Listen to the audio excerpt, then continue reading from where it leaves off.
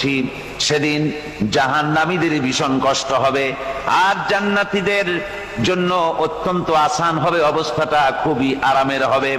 নবীজি বলেন, এক ফরজ নামাজ, এক ওয়াক্ত ফরজ নামাজ আদায় করতে যে সময়টুকুন লাগে, কিয়ামতের মাঠের এই সময় এত বড় বিরাট লম্বা সময় জান্নাতীদের জন্য এরকম হালকা হয়ে যাবে।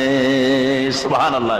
হযরত আবু সাঈদ খুদরী রাদিয়াল্লাহু তাআলা হাদিস কেন বর্ণনা করেছেন, এক ওয়াক্ত নামাজ, একটা ফরজ নামাজ পড়তে যতটুকুন সময় লাগে, এতটুকুন সময়ের ভেতরে জান্নাতীদের কারবার শেষ হয়ে যাবে। সুবহানাল্লাহ বিহামদি। আর ওদের কারবার তো শেষই হবে না। وَيَوْمَ تَشَقَّقُ السَّمَاءُ بِالْغَمَامِ وَنُزِّلَ الْمَلَائِكَةُ تَنزِيلًا।